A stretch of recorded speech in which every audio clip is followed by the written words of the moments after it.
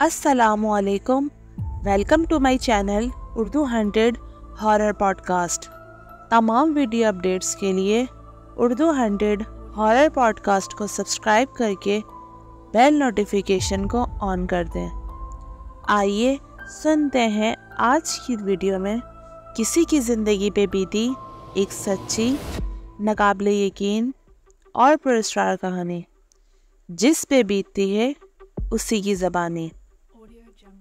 ये वाक़या आज से 20 साल पहले मेरे साथ पेश आया। सोचा आपके साथ शेयर करूं। एक दिन मैं अपने भाई हफीज़ अहमद के हमरा किसी काम के सिलसिले में कहीं जाना पड़ा और हम अपनी गाड़ी में ही गए थे और अब हम वहाँ से फारिग होके घर वापस आ रहे थे।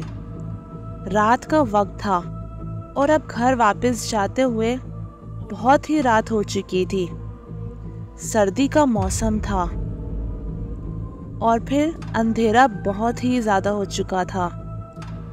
सड़क पर कोई दूसरी गाड़ी भी नहीं दिखाई दे रही थी और मुझे रास्ते के बारे में भी कोई ख़ास इल्म नहीं था। मैं और मेरा भाई गाड़ी में बैठे अपना सफ़र तय कर रहे थे। हम लोग काफ़ी थक चुके थे और जल्द से जल्द घर पहुंचना चाह रहे थे। मैं गाड़ी भी स्पीड में चला रहा था, लेकिन अभी घर पहुंचने में कम से कम 2 घंटे तो बाकी थे। चलते चलते अचानक मेरी गाड़ी का पिछला टायर पंचर हो गया। अब हम उतरकर गाड़ी को चेक करने लगे। टायर तो मुकम्मल पंचर हो चुका था और मुझे ये जानकर बहुत ही सदमा लगा कि हमारे गाड़ी का टायर पंचर हो गया है। अब तो हम काफ़ी परेशान थे कि क्या करें। इतनी रात कि अब हम इस सुनसान और वीराने सड़क पर क्या करें, और इतनी रात कि हम किसके यहाँ जाएंगे। यहाँ तक कि हम तो यहाँ किसी को जानते तक नहीं। बहुत रात हो चुकी थी। आसपास दूर दूर तक कोई दुकान तो क्या, कोई इंसान या घर भी नजर नहीं आ रहा था और ऊपर से मौसम भी खराब था, जैसा कि बहुत तेज बारिश होने वाली हो। मैंने जिंदगी में कभी खुद को इतना बेबस कभी नहीं पाया जितना इस वक्त कर रहा था। मेरा भाई हफीज भी बहुत परेशान था और अब हमारे पास सिर्फ एक ही तरीका था, या तो हम धक्के देकर गाड़ी को घर वापस ले जाते, जो कि बज़ाहिर नामुमकिन था। 2 घंटे का सफ़र हम गाड़ी को धक्के नहीं दे सकते थे। हम अब आकर गाड़ी में बैठ गए और काफ़ी देर तक बैठे सोचते रहे। फिर हमको अचानक दूर से कोई इंसान आता हुआ नज़र आया, जिसके हाथ में एक लालटेन थी। वो आदमी चलता हुआ हमारे पास आने लगा। हम भी जल्दी से गाड़ी से उतरे। इस आदमी को आवाज़ देकर रुकने को कहा। वो बड़ी उम्र की एक बाबा थे। जैसे ही उस आदमी ने हमारे पास पहुंचने से पहले ही लालटेन को बंद कर दिया।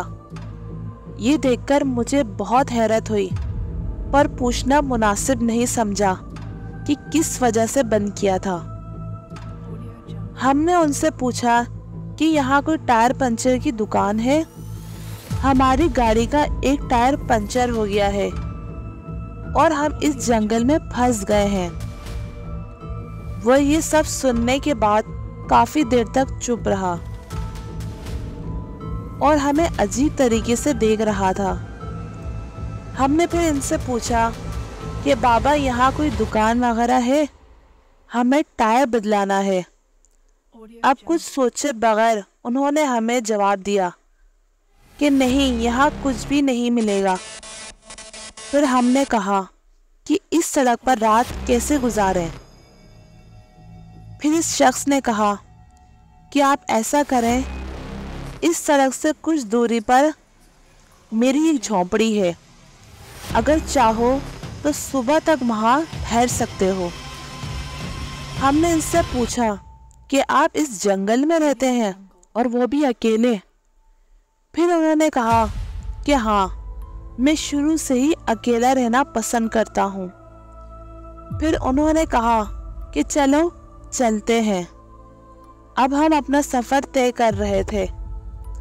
थोड़ा आगे जाके हमें बदबू आने लगी और वो बहुत ही बुरी बदबू थी, जैसे लगता हो कोई जानवर मर गया हो। हमें तो बदबू के मारे उल्टी आने वाली थी। फिर जो शख्स हमारे साथ था, इसको तो कोई परवाह भी नहीं थी। हमने सोचा कि ये कैसे बर्दाश्त कर रहा है इतनी बदबू को।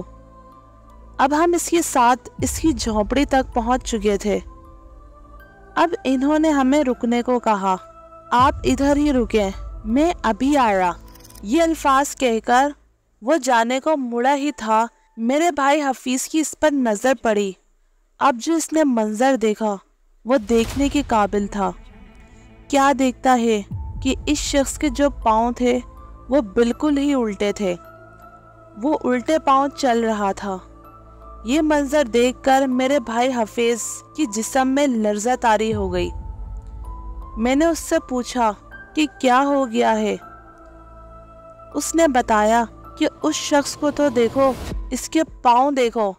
मैंने भी ये मंजर देखा, जो कि बिल्कुल ही उल्टे पाँव चल रहा था, और हम दोनों ने इसकी सारे जिस्म को गौर से देखा।